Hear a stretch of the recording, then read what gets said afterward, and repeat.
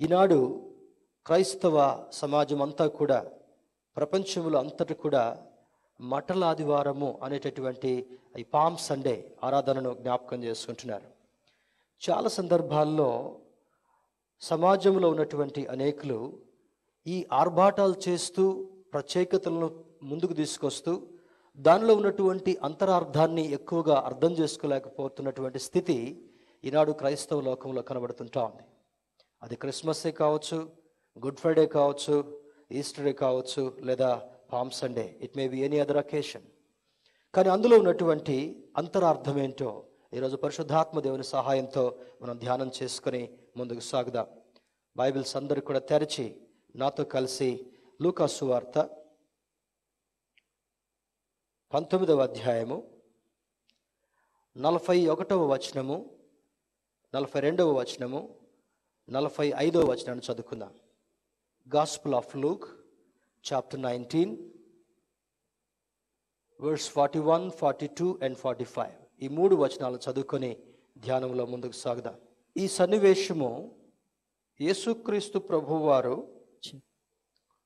ఆయన బేత్పగే, బేతనియా అనే గ్రామాలు సమీపిస్తూ ఆ తరువాత యెరూషలేము పట్టణాన్ని ప్రవేశిస్తూ ఆయన కనులెత్తి పట్టణం వైపు చూసి ఆయన దుఃఖించి ఏడ్చినట్టుగా ఈ మాటలు తెలియజేస్తున్నాయి. యేసుక్రీస్తు ప్రభువారు దుఃఖించినటువంటి సన్నివేశాలు ప్రభావంగా రెండు చోట్ల మనకు కనబడుతుంటా ఉన్నాయి. ఒకటి, తన ప్రియుడైనటువంటి, తను స్నేహితుడిగా పరిగణిస్తున్నటువంటి లాజరు చనిపోయిన సందర్భంలో ఆయన ఆ కుటుంబంలో లేడు. ఆయన కుటుంబము దగ్గర దరిదాపులో లేడు. ఆయన దూరంగా పరిచర్య నిమిత్తమై వెళ్ళి తిరిగి వచ్చిన తర్వాత ఆ గృహమంతా కూడా కన్నీటితో విలపిస్తున్నటువంటి సన్నివేశం యేసయ్యకు కనబడింది. తాను బహుగా ప్రేమిస్తున్నటువంటి ఆ కుటుంబంలో ఉన్న ఒక సభ్యుడు చనిపోయిన కారణం వల్ల ఆయన కన్నీళ్లు విడిచెను అని బైబిల్ తెలియజేస్తుంటా ఉంది. రెండవది, ఏ పట్టణాన్ని గురించి అయితే ఆయన ఒక గొప్ప ఉద్దేశాన్ని కలిగి ఉన్నాడో, ఏ పట్టణపు ప్రజలు ఆయనకి ఇష్టమైనటువంటి వారుగా బ్రతకాలని ఆశించాడో, ఆ పట్టణము, ఆ పట్టణ ప్రజలు వారి మనస్తత్వము చెడిపోయి పాపముతో నిండి ఉండి దైవ విరుద్ధమైనటువంటి స్థితిలో వాళ్ళు జీవిస్తున్నప్పుడు యేసు ఆ పట్టణం వైపు చూసి ఆ దుస్థితిని గమనించి ఆయన కన్నీళ్లు విడిచినని జ్ఞాపకం చేయబడుతుంటాం. యేసయ్య ఏడవడానికి, ఆయన కన్నీళ్లు కారవడానికి అక్కడ ఒక ప్రధానమైనటువంటి కారణం లేకపోలేదు. ఎవరైనా ఉట్టిగని ఏడవరు. చిన్నపిల్లవాడు ఎందుకు ఏడుస్తాడంటే, వాడు ఆశించినటువంటిది సాధించడం కొరకు వాడు కన్నీళ్లు పెడతాడు. అది మంచిదైనా చెడైనా సరే తన మనస్సు ఆ టాయ్ గురించో, ఆ టాఫీ గురించో, ఆ ఐస్ క్రీమ్ గురించో ఏడుస్తూ ఆ తల్లి దగ్గర నుంచి, కుటుంబస్తుల దగ్గర నుంచి దాన్ని పొందేంత వరకు కూడా ఏడ్చి దాన్ని సాధిస్తాడు. అక్కడ కూడా ఏడుపు కనబడుతుంటా ఉంది. చాలాసార్లు దుఃఖంతో మనం కన్నీళ్లు కారుస్తూ ఉంటుంటాం.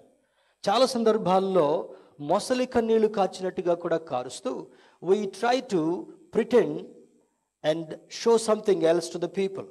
మనం దుఃఖంలో ఉన్నాం, బాధలో ఉన్నాం అనేటటువంటి ఆలోచనను ఏదో ఒక రకంగా కన్నీళ్లు కారుస్తూ మనుషులకు ఆ ఇమేజ్ని క్రియేట్ చేయడం కొరకు ప్రయత్నం చేస్తాం. రకరకాల కన్నీళ్లు కార్చేటటువంటి వారు ఉన్నారు.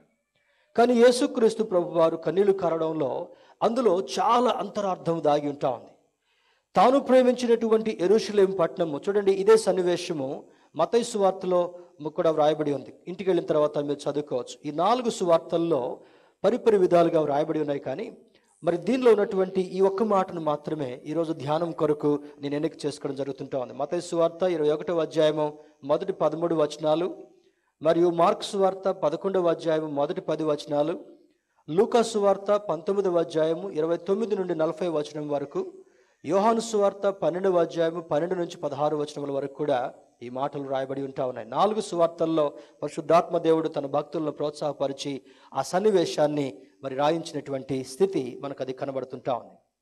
ఇందులో ఆయన మొదటిది, ఆయన పట్టణంలోకి సమీపించినప్పుడు దానిని చూచి దాని విషయమై ఏడ్చి, 42వ వచనంలో ఏమంటున్నాడు చూద్దాం. చూడండి, నీవును ఈ నీ దినమందైనను సమాధాన సంబంధమైన సంగతులను తెలుసుకుని ఎడల నీకెంతో మేలు. అక్కడ ఒక ప్రత్యేకమైన మాట ఉంది, నీవును ఈ నీ దినమందు. దేవుడు ప్రతి ఒక్కరికి కూడా ఒక సమయం అంటూ ఇచ్చాడు. సో కీర్తనకారుడితో రాయించి అంటాడు, ఆకు వాడక తన కాలమందు ఫలమిచ్చేటటువంటి చెట్టు వలె ఉండాలి. ప్రతి వ్యక్తికి ఒక సమయం ఉంది, ప్రతి వ్యక్తికి ఒక నియమం అంటూ పెట్టాడు. ప్రతి కుటుంబం ఆశీర్వదించబడాలి, ప్రతి వ్యక్తి దీవించబడాలి, ప్రతి వ్యక్తి కూడా ఫలించి మహోన్నతుడైనటువంటి దేవుని యొక్క సంతోషాన్ని అధికం చేయాలి అని దేవుని యొక్క ఉద్దేశాన్ని కలిగి ఉన్నాడు. మరి దేవుడు యెరూషలేం పట్టణానికి ఇచ్చినటువంటి ఆ సమయము సమాధాన సంబంధమైనటువంటి సంగతులను తెలుసుకోలేక ఓరచూపులు చూస్తూ అక్కడున్నటువంటి యవన కన్యలు అందరూ కూడా పాపముతో నిండినటువంటి వారుగా ఉండి దైవ విరుద్ధమైనటువంటి జీవితాన్ని జీవించినటువంటి కారణం వల్ల ఆ క్రీస్తు ప్రభు వారు యెరూషలేం పట్టణం వైపు చూస్తూ అక్కడ ఉన్నటువంటి పాపపు హేయక్రియలన్నీ కూడా ఆయన కళ్ళ ముందు మరి అద్దినట్టుగా కనబడుతున్నప్పుడు, ఒక స్క్రీన్ మీద అన్ని కదులుతున్నట్టుగా కనబడినట్లుగా యేసుక్రీస్తు ప్రభువారు చూసినప్పుడు ఆ పాడైపోయినటువంటి ఆత్మ సంబంధంగా ఆత్మీయంగా దిగజారినటువంటి ఆ పట్టణం వైపు చూస్తూ ప్రలాపించినటువంటి సన్నివేశము ఈ మట్టల ఆదివారం సమయంలో కనబడుతుంటాం. ఈ మట్టల ఆదివారము ఆనాడు యూదులు మట్టలు పట్టుకొని దాన్ని మంచిగా అలంకరించుకొని ఆయన నడుస్తున్నప్పుడు ఒక గాడిద పిల్లను తీసుకుని వచ్చి ఆయన ముందు మరి మట్టలు ఆకులు నరికి బట్టలు పరిచి వారికి ఉన్నటువంటి వస్త్రాలు కూడా పరిచి దాని మీద పూలు చల్లుతూ ఆ రాజును ఒక మహోన్నతుడైనటువంటి దేవుణ్ణి ఊరేగిస్తూ తీసుకుని వెళ్ళారు. అది ఘనతకు సాదృశ్యంగా కనబడుతుంటా ఉంది. మరి వారికి ఉన్నటువంటి విధేయతకు సాదృశ్యంగా కనబడుతుంటా ఉంది. యేసుక్రీస్తు ప్రభు వారు గాడిద పిల్లను ఆయన తీసుకుని రాకంటే ముందుగా ఇదొక అవగాహన కొరకు మీకు క్లుప్తంగా చెప్తుంటున్నాను. ఆ గ్రామమునకు వెళ్ళి అక్కడ కట్టబడినటువంటి గాడిద పిల్లయి కూడా ఉంది, వాటిని విప్పుకొని నా దగ్గరికి తీసుకొని రండి. ఆ ఇంటి యజమానుడు ఒకవేళ మిమ్మల్ని ఎందుకు దీన్ని నిప్పుతున్నారంటే ఇది ప్రభువునకు కావాల్సిందని చెప్పండి అని ఒక సూచన ఇచ్చి తన శిష్యులను అక్కడికి పంపిస్తాడు. దేవుని బిడ్డలారా, ఇక్కడ మరి చూడండి 29వ వచనములో ఆయన ఒలీవల కొండ దగ్గరున్న బెత్పగే బేతనియా అను గ్రామముల సమీపమునకు వచ్చినప్పుడు, ఈ బెత్పగే బేతనియా అనేటటువంటి గ్రామాలకు బైబిల్లో ఒక ప్రత్యేకమైనటువంటి ఒక హోదా, ఒక స్థితి కనబడుతుంటా ఉంది. బెత్పగే అనగా హౌస్ ఆఫ్ ఫిగ్స్, అంజూరపు ఆ ఇల్లు అని రాయబడి ఉంటా ఉంది. అంజూరము మాధుర్యానికి సాదృశ్యంగా ఉంది. అంజూరము ఆ మధురమైనటువంటి తీపిదనానికి సాదృశ్యంగా ఉంది. అంజూరము గాయాన్ని కట్టడం కొరకు ఒక ఔషధం వలె వాడేటటువంటి ఒక మంచి పదార్థంగా కనబడుతుంటా ఉంది. గాయమును కట్టునది అంజూరము, మాధుర్యాన్ని పెంచేటటువంటిది అంజూరము మరి బెత్పగే అనేటటువంటి ఆ గ్రామం దగ్గరికి వస్తూ బేతని అనేటటువంటి గ్రామాన్ని కూడా హీ ఈజ్ పాసింగ్ బై. చూడండి, బేతని అనేటటువంటి దానికి హౌస్ ఆఫ్ డేట్స్ అని అర్థం, మరి ఖర్జూరపు ఇల్లు అని అర్థం. మొదటిది అంజూరపు ఇల్లు, రెండవది మరి ఖర్జూరపు ఇల్లు అని ఆ రెండు గ్రామాలకు ఒక ప్రత్యేకమైనటువంటి పేరుంది. ఈ ఖర్జూరము కూడా నీతిమంతుడు ఖర్జూర వృక్షము వలె మొవ్వు వేయును అని పోయిన వారం కీర్తనలో ధ్యానం చేశాం. నీతిమంతులుగా ఉండేటటువంటి వారి ఇల్లును ఖర్జూర వృక్షము వలె మరి ఆయన ఆ సంతోషాన్ని, ఆనందాన్ని, ఆ తీపిదనాన్ని ఆ గృహంలో ఉంచేటటువంటి వాడు. ఆ గ్రామం రెండింటిని కూడా ఆయన దాటుకుంటూ వెళుతూ ఆయన ప్రవేశించట కొరకు, ఆయన ప్రయాణించేట కొరకు గాడిద పిల్ల. ఆనాడు మరి రాజులు అనేటటువంటి వారు ఎక్కువగా మరి ఏనుగుల మీదనో లేకపోతే గుర్రాల మీదనో ఒక అంబారం కట్టించి దాని మీద ఊరేగిస్తూ ఉండేటటువంటి వారు. కానీ ఆనాడు ఆ ప్రాంతంలో ఉన్నటువంటి ఆ నియమాన్ని చూస్తే అక్కడ main animal to carry people is only donkey. ఆ పర్వత శిఖరాలు, ఎత్తైనటువంటి కొండ ప్రాంతాలు, ఒక ప్రాంతం నుంచి ఇంకొక ప్రాంతానికి వెళ్ళాలంటే అది ఇప్పుడు మన భాషలో చెప్పాలంటే కంచర గాడిద, ఒక రకమైనటువంటి హైబ్రిడ్ అయినటువంటి యానిమల్, అది చాలా బలంగా ఉండేటటువంటిది. కానీ ఇక్కడ గాడిద పిల్లను రెండింటిని ఎందుకు పిలిచాడు అనేటటువంటి మాటను చూస్తే లూకా సువార్తలో ఒక మాట ఉంది. అక్కడ సన్ అనేటటువంటిది రాస్తూ గాడిద అనగా దానికి కుమారుడు అని కింద పాఠ్యభాగంలో రాయబడి, ఫుట్ నోట్లో రాయబడి ఉంటా ఉంది. అక్కడ ఉన్నటువంటి వారందరూ కూడా ప్రభువునకు కావలసినటువంటి వారు. చాలా మంది రకరకాలుగా దీని గురించి మరి థియాలజియన్స్ వేరు వేరు రీతిగా అర్థం చెప్తున్నా, పరిశుద్ధాత్మ దేవుడు ఇస్తున్నటువంటి సంకేతం ఏమిటంటే కట్టబడినటువంటి గాడిదను విప్పి తీసుకుని వచ్చి ప్రభువునకు వాడవలసినటువంటి ఆ యొక్క సమయము ఆసన్నమైంది అని ఈ మాటలు తెలియచేయబడుతుంటా ఉన్నాయి. బంధకంలో ఉన్నటువంటి వారు, కట్టివేయబడినటువంటి వారు, పాప శాప బంధకములలో ఉన్నటువంటి వారిని యేసుక్రీస్తు ప్రభు వారు శిలువ మీద ఆయన ప్రాణాన్ని అర్పించిన తర్వాత మన అపరాధములను ఆయన మేకులతో కొట్టాడు, మనకున్నటువంటి పాపపు కాడిని విరగొట్టాడు, మనకున్నటువంటి పాపపు బంధకములను సాతానుడు కట్టివేసినటువంటి సన్నివేశాలన్నింటినీ కూడా ఆయన రక్తముతో తెంచివేసి మనకు స్వేచ్ఛను విడుదలను ఇచ్చినటువంటి వాడు. కట్టబడినటువంటి గాడిదకు స్వేచ్ఛ కలిగింది, అది నాన్న కట్టబడినటువంటి గాడిద పిల్లకు కూడా స్వేచ్ఛ కలిగింది. మనము మన బిడ్డలు ఆయనకు కావలసినటువంటి వారమని ఈ లేఖనాలు జ్ఞాపకం చేస్తుంటున్నాయి. మరి ఇందులో ఉన్నటువంటి దానిలో కొన్ని ప్రత్యేకతలు మనం చూసినట్లయితే ఈ యెరూషలేములోకి ఒక రాజుగా ఎంటర్ అవుతున్నాడు. అంతవరకు కూడా సామాన్యమైనటువంటి మానవుడిగానే తిరిగాడు. ఈ వారం అంతటి కూడా హోలీ వీక్ అనేటటువంటి పేరు ఉంది. ఈ ఒక్కొక్క రోజు ఒక్కొక్క సన్నివేశం జరుగుతుంటా ఉంది. థర్స్డే మార్నింగ్ థర్స్డే అంటాం, ఫ్రైడేని గుడ్ ఫ్రైడే అంటున్నాం, మరలా వచ్చేటటువంటి ఆదివారాన్ని పునరుద్ధానుడైనటువంటి దినంగా రెజరక్షన్ సండే అని అంటాం. యేసుక్రీస్తు పాతి పెట్టబడి మరలా తిరిగి లేచినటువంటి ఆ దినాన్ని మరి జ్ఞాపకం చేసుకోబోతున్నాం. ఇంతవరకు ఆయన యెరూషలేములో ప్రవేశించినటువంటి సన్నివేశం కంటే కూడా ఈ సందర్భంలో ఆయన ప్రవేశిస్తున్నప్పుడు ఒక రాజుగా ఆయన ఆహ్వానిస్తున్నారు. మరి అమాయకులైనటువంటి వారు వాళ్ళకు అనాలోచనగానే ఆయన ఆహ్వానిస్తూ హోసన్నా హోసన్నా, రాజు ప్రవేశిస్తున్నాడు. ఎక్కడికి ప్రవేశిస్తున్నాడు? This is a triumphal entry into the Jerusalem. జయోత్సవముతో ఆ యెరూషలేములోనికి వీధిలోనికి వస్తూ ఒక రాబోయేటటువంటి రాజుగా, ఘనుడైనటువంటి వాడుగా యేసుక్రీస్తు ప్రభు యొక్క ఆ యొక్క ఎంట్రీని ఈ మట్ల ఆదివారం సమయంలో ఆ మాటలు, ఆ సన్నివేశము తెలియజేస్తున్నాయి. రెండవ ప్రాముఖ్యత ప్యూరిఫికేషన్ ఆఫ్ టెంపుల్. చూడండి, మనం చదువుకున్నటువంటి వాక్య భాగంలోనే 45వ వచనంలో ఆయన దేవాలయంలో ప్రవేశించి అందులో విక్రయం చేయు వారితో నా మందిరము ప్రార్థనా మందిరము అని వ్రాయబడి ఉన్నది, అయితే మీరు దానిని దొంగల గుహగా చేసిరని చెప్పి వారిని వెళ్ళగొట్టనారంభించును. ఆయన మందిరము ప్రార్థనా స్థలం అనబడును. ఆయన మందిరము దేవుని యొక్క సన్నిధి అనుభవించేటటువంటి స్థలం. ఆయన మందిరములో సమాధానం అనుభవించవలసినటువంటి స్థలము. ఆయన మందిరములో ఆయన ప్రత్యక్షతను చూడవలసినటువంటి స్థలము. ఆయన మందిరములో దేవుని స్తుతించి ఆరాధించవలసినటువంటి ఆ యొక్క స్థలం.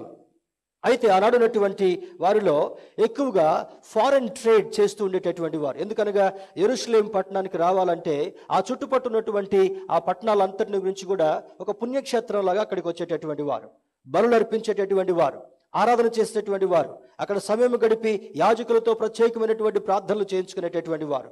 వేరు దేశాల నుంచి వచ్చేటటువంటి వారి కరెన్సీ అక్కడ చెల్లదు గనుక వారి అక్కడికి వచ్చి ఆ ఫారిన్ ఎక్స్చేంజ్ దగ్గరికి వచ్చి వారికి ఉన్నటువంటి డబ్బుని ఆ దేశపు డబ్బుతో ఎక్స్చేంజ్ చేసుకున్న తర్వాత అక్కడ ఎవరు ఎక్కడ పడితే అక్కడ అవి కొనడానికి కూడా వీల్లేదు. సెంట్రలైజ్డ్ ప్లేసెస్ ఉండేవి. ఎక్కడ గొర్రెలు దొరుకుతాయో అక్కడే గొర్రెలు కొనాలి, ఎక్కడ పావురాలు దొరుకుతాయో అక్కడే పావురాలు కొనాలి, ఎక్కడ మరి ఆ పూజ సామాగ్రి, తర్వాత దేవుణ్ణి ఆరాధించడం కొరకు, బలి కొరకు యాజకుని దగ్గరికి ఏ పదార్థాలు తీసుకుని వెళ్ళాలో అవి కొన్ని ప్లేసెస్ మాత్రమే దొరికాయి. అయితే దేవుడు ఆరాధించబడినటువంటి స్థలములో, దేవుని ఆరాధించవలసినటువంటి ఆ స్థలములో ఈ క్రయ విక్రయాలు జరుగుతూ దేవునికి చాలా వేదన కలిగిందంట. మొట్టమొదటిది, యెరూషలేమును చూడగానే అక్కడ ఉన్నటువంటి దుస్థితిని చూసి యేసు కన్నీళ్లు విడిచినని వ్రాయబడి ఉంటా ఉంది. రెండవది, ఆయన లోపలికి వచ్చిన తర్వాత ఆలయంలో ఉన్నటువంటి సన్నివేశాన్ని చూస్తే పరిశుద్ధ స్థలముగా ఉండవలసినటువంటి ఆ స్థలము, దేవుని ఆరాధించవలసినటువంటి ఆ స్థలము క్రయ విక్రయములు కనుక ఒక బిజినెస్ ప్లేస్ లాగా మారిపోయింది. చూడండి, కొన్ని చర్చెస్లో లేనిపోని వాటన్నిటిని కూడా మనం ఈ దినాల్లో కూడా వింటున్నాం. కొన్ని కమిటీల వాళ్ళు అక్కడే కూర్చొని ఆటలాడడం, అక్కడే కూర్చొని జోకులు వేసుకోవడం, అక్కడే కూర్చొని బిజినెస్ చేసుకోవడం, అక్కడే కూర్చొని మరి వాళ్ళకున్నటువంటి లావాదేవీలు జరుపుకోవడం, అక్కడే కూర్చొని పాలిటిక్స్ మాట్లాడడం. These churches are no way different than that particular church in Jerusalem. దేవుని బిడ్డలారా, అందుకని అంటాడు ఇక్కడ ఒక స్పష్టమైనటువంటి మాట, ఆయన దేవాలయములో ప్రవేశించి అందులో విక్రయం చేయు వారితో నా మందిరము ప్రార్థనా మందిరం అని వ్రాయబడి ఉన్నది. పౌలు భక్తుడు ఒక చోట కొరింథీ పత్రికలో రాస్తాడు, మీరు దేవుని ఆలయమై ఉన్నారనియు మీలో దేవుని ఆత్మ నివసిస్తుందని మీరు ఎరుగరా అని అంటాడు. దేవుని మందిరములో దేవుని బిడ్డలైనటువంటి వారు ఆత్మతో దేవుని ఆరాధించేటటువంటి స్థలం, అది పరిశుద్ధముగా ఉండవలసినటువంటి స్థలము. అయితే ఆయన ప్రవేశించినటువంటిది మొట్టమొదటిది యెరూషలేము కుమార్తెలు చేస్తున్నటువంటి హేయక్రియల వల్ల, యెరూషలేము ప్రజలు చేస్తున్నటువంటి హేయక్రియల వలన ఆయన కన్నీళ్లు విడవలసినటువంటి పరిస్థితి కలిగింది. రెండవది, ఆలయము అపరిశుద్ధంగా మార్చబడినటువంటిదిగా ఉంటా ఉంది. చూడండి, ఇప్పుడు జీసస్ మూవీ మనం చూసిన చక్కగా చిత్రీకరించారు. ఆయన లోపలికి వెళ్ళి ఆక్రోషంతో ఆ టేబుల్స్ని పడగొడతాడు. అక్కడ గువ్వలు అమ్మేటటువంటి వారిని, క్రయ విక్రయాలు చేసేటటువంటి వారిని, ఫారిన్ ట్రేడ్ ఎక్స్చేంజ్ చేసేటటువంటి వారిని వాళ్ళని దొమ్మిగా వాళ్ళని ఎల్లగొట్టేసేసి, this is my father's place, this is an anointed place, ఇది పరిశుద్ధంగా ఉండవలసినటువంటి స్థలం. ఆయన స్థలమును ఎవరు అపరిశుద్ధపరిచినా కూడా ఆయన ఊరుకునేటటువంటి వాడు కాదు. అందుకని పౌలు భక్తుడు అంటాడు, ఎవరైనాను ఈ ఆలయాన్ని పాడు చేసినట్లయితే ఆయన ఊరుకునేటటువంటి వాడు కాదు. మన దేహము దేవుని ఆలయము, ఆయన మందిరముగా మార్చబడవలసినటువంటి స్థలం. దేవుని బిడ్డలారా, ఏదో ఒక మందిరానికి వెళితే ఈ హస్తకృత్యములతో ఉండేటటువంటి మందిరములో నేను నివసిస్తానా అని దేవుడు అంటున్నాడు. ఇది ఓన్లీ ఆయన పరిశుద్ధుల సహవాసముగా కూడుకొని ఆరాధించవలసినటువంటి స్థలం మాత్రమే. కానీ నిజమైనటువంటి ఆలయము, దేవుడు కోరినటువంటి ఆలయము, దేవుడు ఇష్టపడినటువంటి ఆలయము, నీ హృదయాన్ని ఆలయంగా ఆయన మార్చుకోవాలని చూస్తుంటున్నాడు. అందుకని అంటాడు ప్రకటన గ్రంథంలో, నా కుమారుడా నీ హృదయమును నాకిమ్ము అని అంటాడు.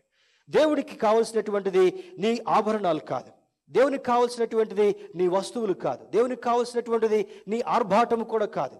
దేవునికి కావాల్సింది నీ జీవితంలో ఒకే ఒకటి, మూయబడినటువంటి హృదయము, మాసిపోయినటువంటి హృదయము, మలినముతో ఉన్నటువంటి హృదయం వైపు ఆయన చూస్తున్నాడు. యెరూషలేము వైపు చూస్తున్నటువంటి యేసయ్య ఆ పట్టణం యొక్క గోడల వైపు చూడడం లేదు, ఆ పట్టణంలో ఉన్నటువంటి భవనాల వైపు చూడడం లేదు, ఆ పట్టణంలో ఉన్నటువంటి వీధుల వైపు చూడడం లేదు. అందులో నివసిస్తున్నటువంటి ప్రజలు పాపముతో నిండినటువంటి, పాపముతో మగ్గినటువంటి, హేయ క్రియలతో మరి దేవునికి విరోధంగా చేసేటటువంటి నీచ కార్యముల వైపు, వారి మనస్తత్వాల వైపు చూస్తుంటున్నాడు. ఇదిగో ఈ మందిరము నా కొరకు మందిరముగా ఉంచబడవలసింది. ఇటు వారి హృదయం అనేటటువంటి ఆలయాలు పాడైపోయాయి, మరి ఆనాడు వారు ఆరాధిస్తున్నటువంటి ఆలయం కూడా పాడైపోయింది. రెండు స్థితులు, రెండు పరిస్థితులు పాడైపోయినప్పుడు ఆయన హృదయము ఎంతో దుఃఖముగా ఉన్నట్టుగా కనబడుతుంటా ఉంది. మూడవ ప్రత్యేకత, మట్ల ఆదివారం ఉన్నటువంటి మూడవ ప్రత్యేకతను గమనించినప్పుడు, redemption to the man kind, మానవులు అందరికీ కూడా ఆయన విమోచననివ్వాలని ఆ యొక్క సన్నివేశం జ్ఞాపకం చేయబడుతుంటా ఉంది. ఆలయము పాడైపోయినటువంటి స్థితిలో ఈ రారాజు ఆ ఆలయంలోనికి వచ్చి మహోన్నతుడైనటువంటి దేవునిగా, చివరికి ఈ స్థితి అయిపోయిన తర్వాత ఈ వారం అంతట్లో కూడా 2000 సంవత్సరాల క్రితం చాలా శ్రమలు అనుభవించాడు.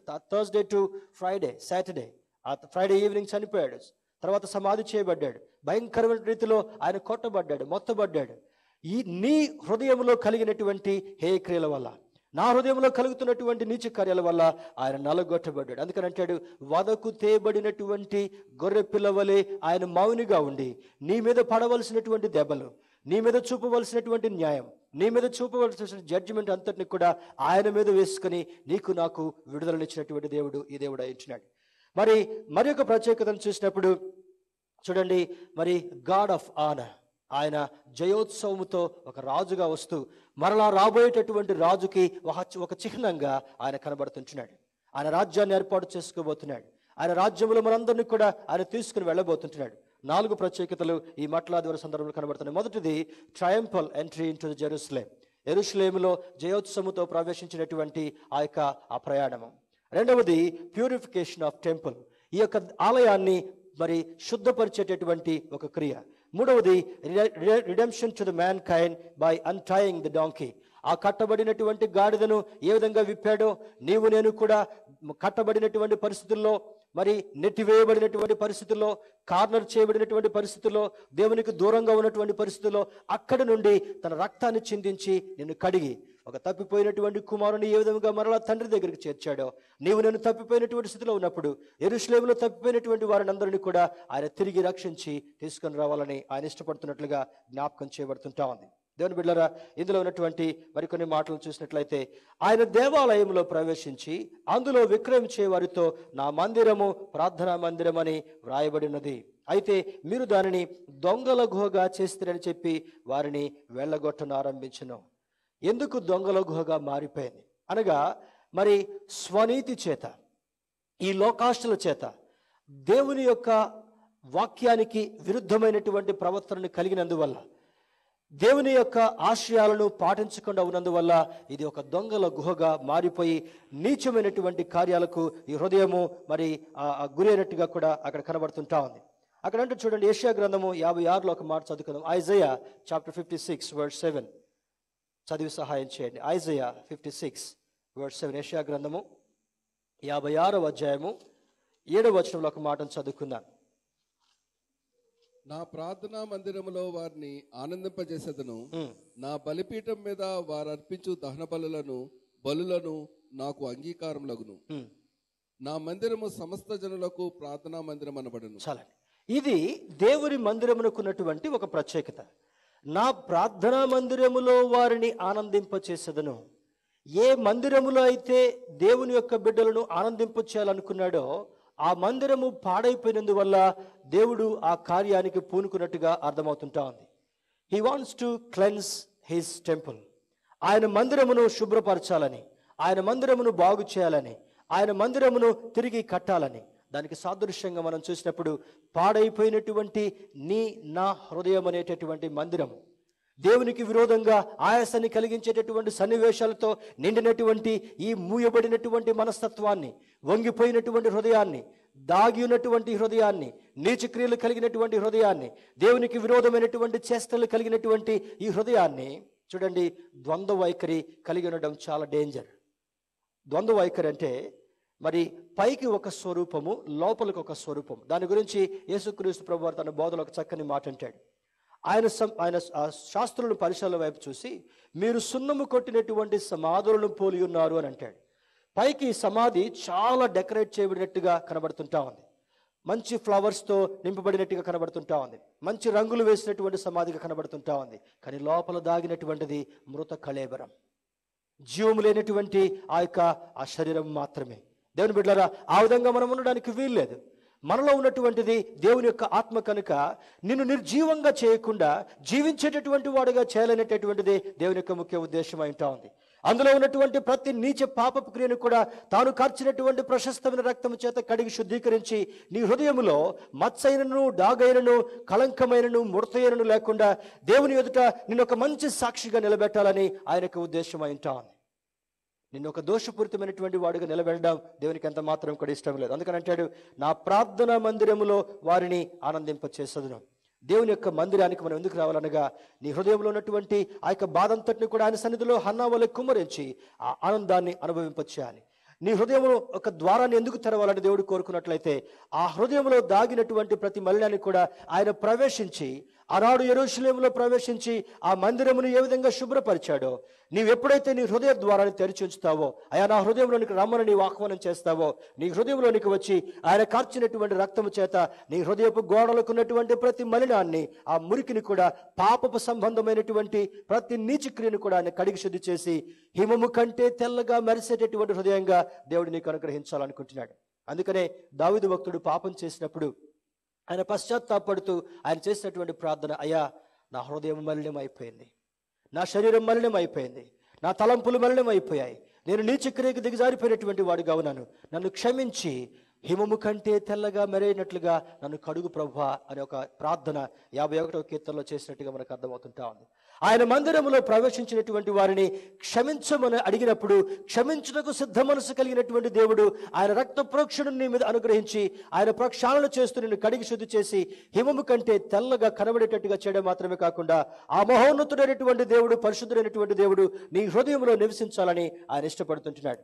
రెండవది అంటే చూడండి, నా బలిపీఠము మీద వారు అర్పించు దహన బలులు నాకు అంగీకారములగును. ఎప్పుడైతే నీ హృదయం శుద్ధి చేయబడుతుందో, ఎప్పుడైతే నీవు విమోచించబడతావో, ఎప్పుడైతే ఈ పాపపు క్రియల నుండి విడుదల పొందుతావో, అప్పుడు నీవు అర్పించేటటువంటి నీ స్తుతి ఆరాధన దేవుని సన్నిధికి చేరి ఆయన నీ యొక్క స్తుతిని మరి ఆయన అంగీకరించి నీకు ఆశీర్వాదాన్ని అనుగ్రహించేటటువంటి దేవుడు. ఈ హృదయం మారేంత వరకు నీ పెదవులతో నీవు ఎంత స్తుతించినా కూడా నీ స్తుతి ఆరాధన దేవుని దగ్గరికి వెళ్ళదు. అందుకనే యెషయా గ్రంథంలోనే ఒక మాట అంటాడు, రక్షించనేరకయుండునట్లు నా హస్తము కురుచ కాలేదు, విననేరకయుండునట్లు నా చెవులు మందము కాలేదు, అయితే మీకును నాకును మధ్య మీ దోషములు అడ్డుగోడగా వచ్చేవని అంటాడు. చాలా మంది క్రైస్తవులు ఈరోజు అనుకునేటటువంటి మాట ఏమంటే, వారమంతా ఎట్లా జీవించినా కూడా ఆదివారం దేవుని సన్నిధికి వెళ్ళి చెంపలేసుకొని ప్రభువా క్షమించంటే దేవుడు రక్షిస్తాడు అనుకుంటాడు. You have that misconception.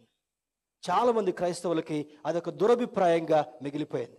ఎందుకు దాని దురభిప్రాయం అంటున్నానంటే, నీ పాపములు, నీ దోషములు దేవునికి నీకు మధ్యలో ఒక అడ్డుగోడగా నిలిచి ఉంటున్నాయి.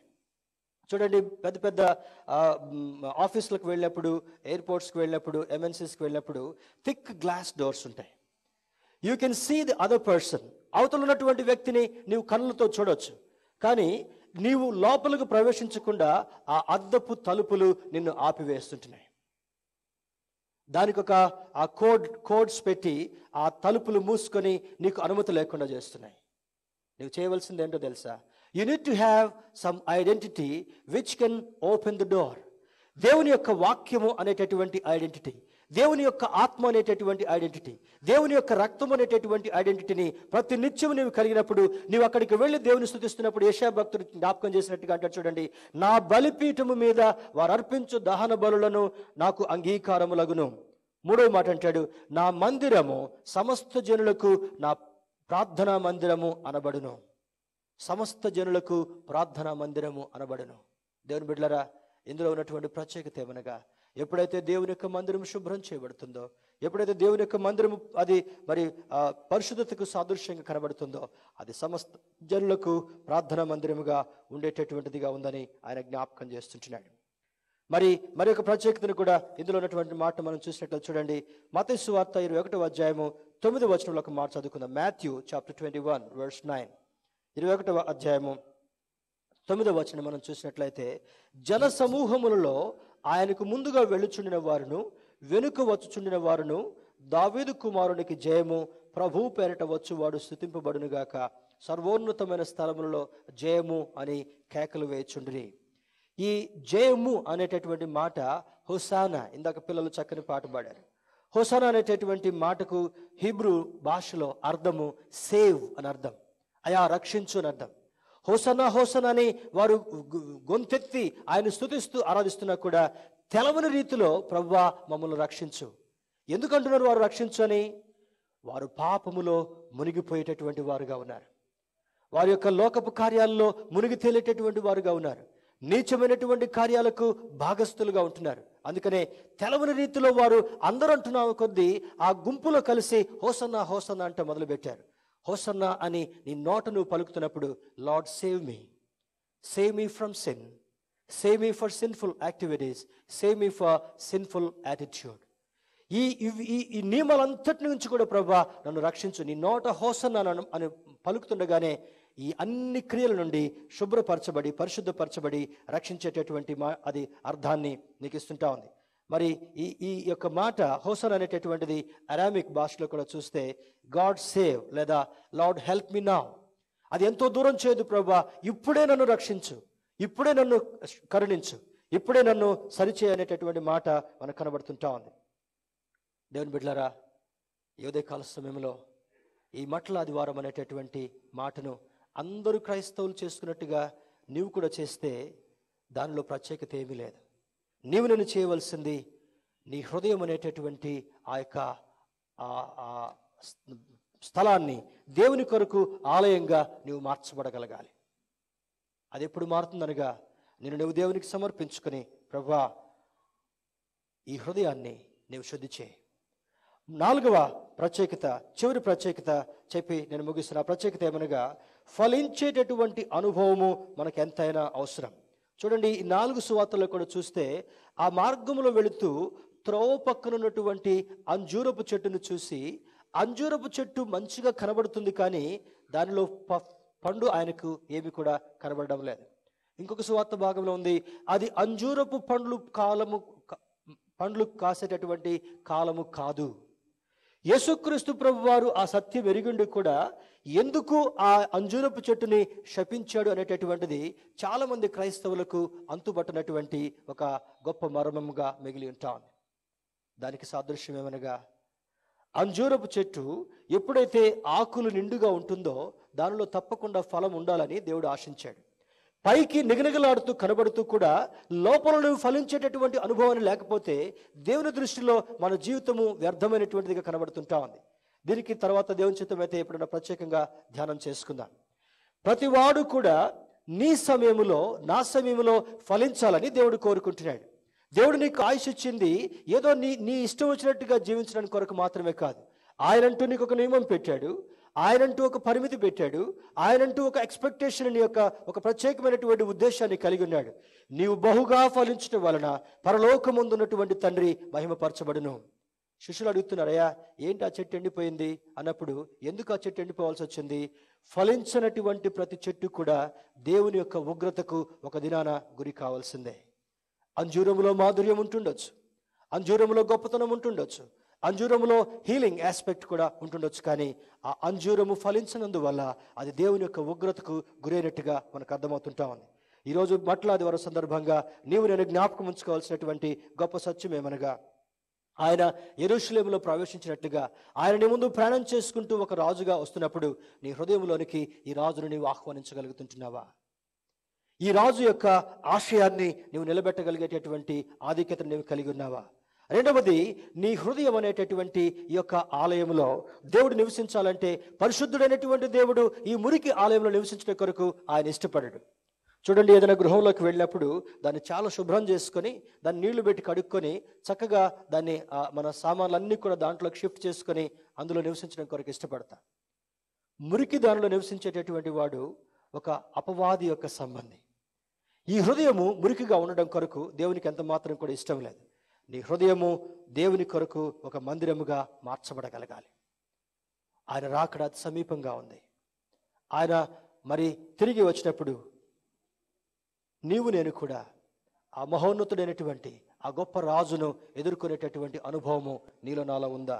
దానికంటే ముందుగా ఒక ప్రత్యేకమైనటువంటి సిద్ధపాటు, నీ హృదయాన్ని శుద్ధి చేసుకునేటటువంటి ఆవశ్యకత ఎంతైనా ఉందని ఈనాటి మాటలు మనకు పరిశుద్ధాత్మ దేవుడు జ్ఞాపకం చేస్తున్నాడు. విమోచన, విడుదల, నీవు నేను విడుదల పొందినటువంటి వారుగా ఉన్నామా?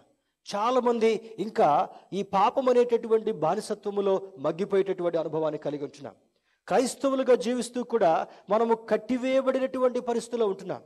కొంతమంది ధనముతో కట్టివేయబడినటువంటి వారు ఉంటున్నారు, కొంతమంది లోకాశలతో కట్టివేయబడినటువంటి వారుగా ఉంటున్నారు, కొంతమంది పాపపు క్రియలతో కట్టివేయబడినటువంటి వారుగా ఉంటున్నారు, కొంతమంది లోక సంబంధమైనటువంటి నియమాలతో కట్టడలతో కట్టివేయబడినటువంటి వారు ఉంటున్నారు, కొంతమంది ఆచారాలతో కట్టివేయబడినటువంటి వారుగా ఉంటున్నారు, కొంతమంది ఇటు అటు కాకుండా పోయిన వారు జ్ఞాపకం చేసుకున్నట్టుగా లవదోకియా సంఘంలో ఉన్నటువంటి నులివెచ్చని స్థితిని కలిగినటువంటి వారుగా ఉంటున్నారు.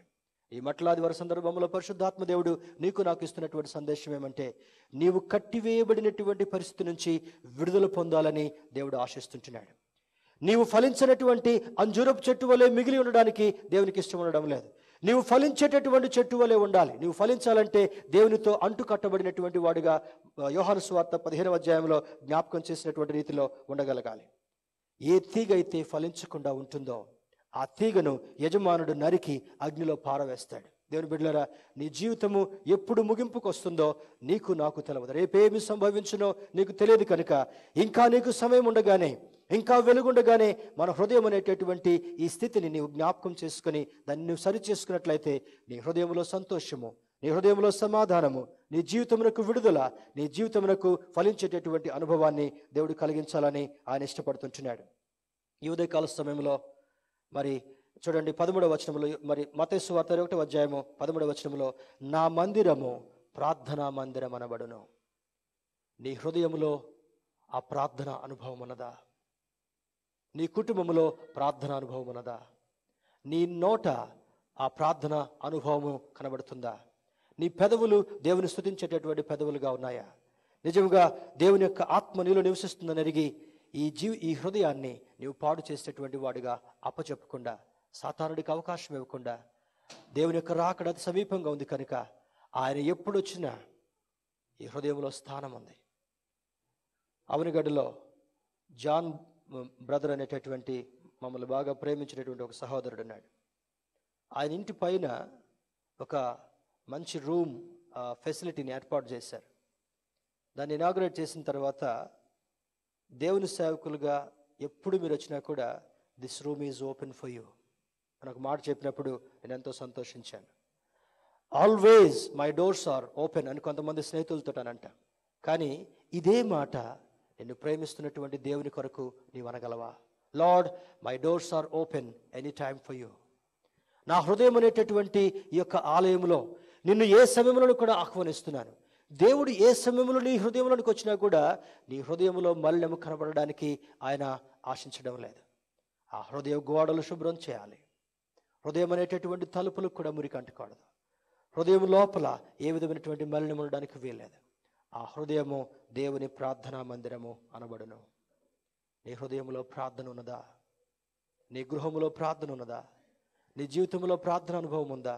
లేదా ఆనాడు యెరూషలేము వాసులు జీవించినట్టుగా పేరుకు దేవుని బిడ్డలుగా జీవిస్తూ నిజ స్థితిలో దేవునికి దూరంగా ఉన్నటువంటి వారుగా ఉన్నామా? ఒకసారి మనం పరీక్ష చేసుకుందాం.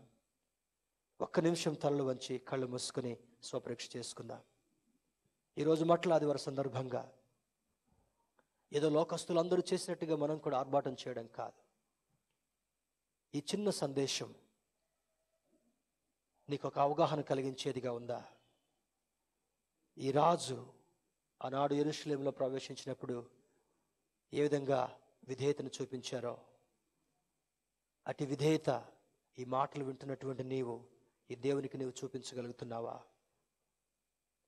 ఈ లోకపధికారికి లోబడినట్లుగా, నీవు పనిచేసినటువంటి ఆఫీస్ యజమానుడికి లోబడినట్లుగా, నిన్ను సృష్టించినటువంటి, నిన్ను ఏలాలని ఇష్టపడుతున్నటువంటి, నిన్ను ఆశీర్వదించాలని కోరుకున్నటువంటి ఈ గొప్ప యజమానుడికి నీవు నేను మనస్ఫూర్తిగా లోబడగలుగుతున్నామా లేదా?